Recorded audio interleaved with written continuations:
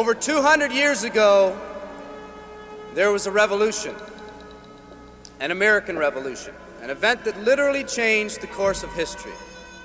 It was led by a group of unsatisfied people. People who were tired of being told what they could do and when they could do it.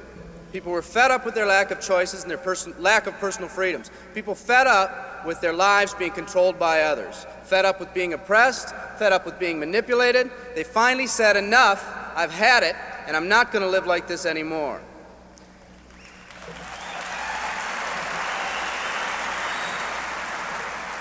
Our ancestors were people that took full responsibility for what happened to them. It was that spirit that ignited a country and formed what is now a giant in the free world. I have a question for you. Where's that spirit today? It's time for another revolution. Let me explain one of the laws of the universe. It's called the law of use, and it says simply this: whatever you don't use, you lose. Lack of use causes loss. Ambition unused declines. Faith unused decreases. If you don't use your skills, you lose your skills. If you don't use your freedom, you lose your freedom. Freedom does not come automatically. It's not attained and then handed down to us as an inheritance. It must be achieved each day. At the turn of the century, in the year 1900, less than 10% of us worked for other people or the government.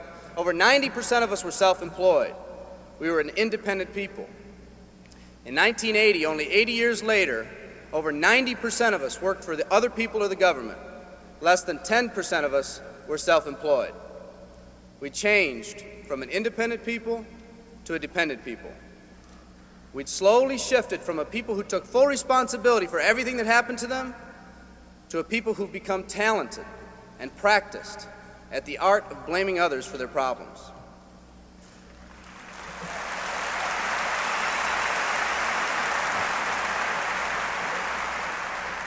Our giant has fallen asleep. Our forefathers didn't say, "Who's going to take care of me?" They simply said, "All I ask is the opportunity to be free and the ability to take care of myself and my family." Today, we elect officials who will quote-unquote take care of us. We cry out against anyone who dares to ask us to provide more value in the workplace. We do everything we can to spread around the suffering in our society, and yet no one is willing to step up and be part of the solution. We've slowly changed from a society that compensates based on value to a society that compensates based on entitlement and seniority. What we've come to believe is our due. We act as if someone actually owes us a living. Part of this change is due to the dramatic rise of conformity in our society. We're all taught to conform. Incredible pressures are put on us every day to do things, quote-unquote, the right way. And yet no one asks the question, is this really the right way? A man once said, "I'm just a collection of mirrors reflecting what everyone expects of me." We live our lives to please those around us, and the scary thing is, the people around us are doing exactly the same thing. Psychologist Rollo May calls us outer-directed people. We don't act, we only react. We seek not to be outstanding, but to fit in. We're able to respond, but not to choose. Perhaps that's why a wise man once said, "The mass of men lead lives of quiet desperation." In order to change, we need to become inner-directed people. People with our own purpose. People who are not easily swayed by the opinions of others. And that's difficult because from a very early age, we look to the opinions of others to orient ourselves and to validate our decisions and our actions. Nietzsche said, "We need more strong people in this world because the weak, by their sheer mass, are forcing weak ideals and weak values on us all."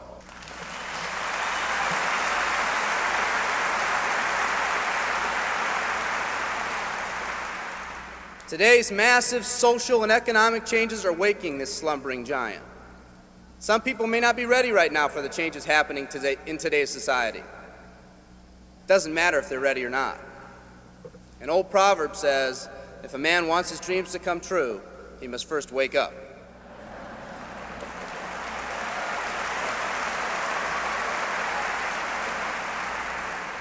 I, for one, am glad for the radical changes in our society because I believe that within that crisis, we will find that independent spirit that once pioneered this country. Some of us are finally ready to change. The displacement of our workforce has caused many of us to start searching for something better. Moving products and moving services is our business and our goal, but what we are becoming in the pursuit of that goal is a larger and much more important issue. The rekindling of our independent spirit has more lasting value.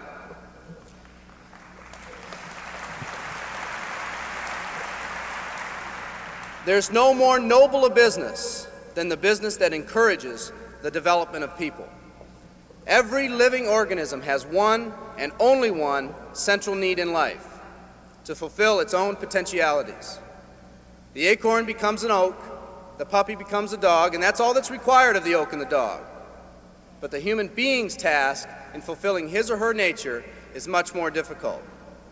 The reason is, unlike any other living creature on this planet, you've been given the dignity of choice.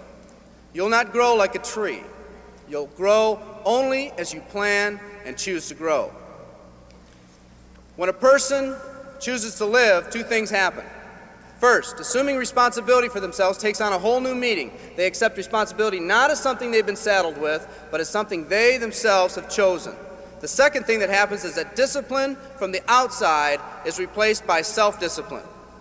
They accept discipline not because it's commanded, because they themselves have chosen what they want to do with their lives. Just like when the disenfranchised men and women over 200 years ago got fed up and said, "I'm not going to live like this one more day," there's another revolution coming. It's coming not just from Americans, but from people all over the world.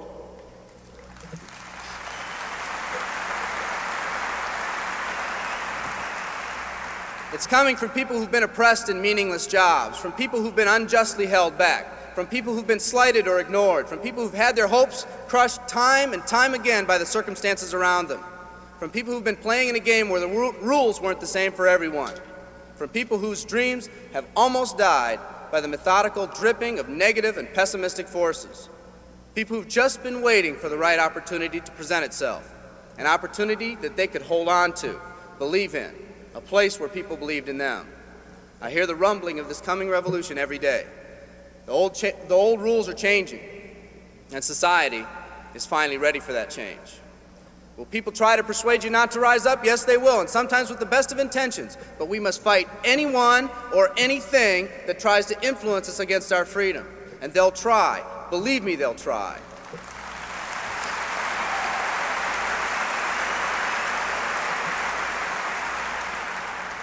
They'll try to suggest you off course, to nudge you off course, to distract you off course. There's another revolution coming, and it's going to be led by a group of unique and courageous people like you.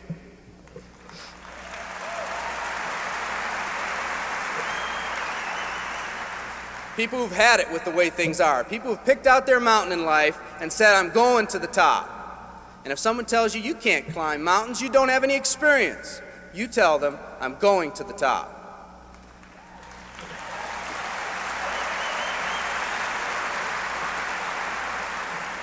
And if your neighbor tells you, "Come on, choose another mountain, that one's too rocky," what are you going to tell them? And if someone tells you, "Let's go over here where it's not so steep," what are you going to tell them? And if someone says network marketing, what are you going to tell them? And if your friend tells you, "Come on, let's climb this one, that one's too slippery," what are you going to tell them? If anyone tells you you can't go up, it's too rocky, too steep, too slippery, you say, "Listen here, I'm going up. You're either going to see me waving from the top or dead on the side. I'm not coming back."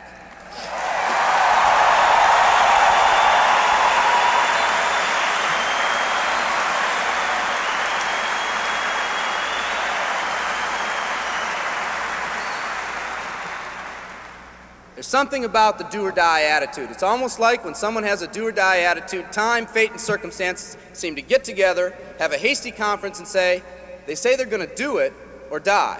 We might as well let them have it.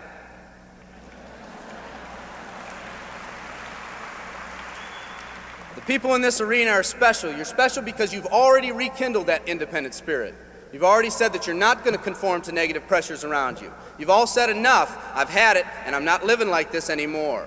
You are the people who want to set big goals and aspirations for yourselves and your families. People who want to live in a country where families are brought together again instead of being torn apart. People who want a country where once again owning your own business and controlling your own destiny is commonplace.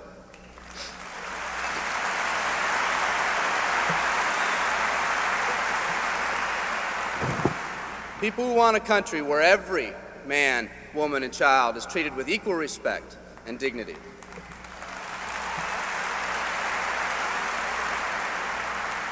People who will pay any price so their families will not live with the legacy of maxed out credit cards and unfulfilled promises.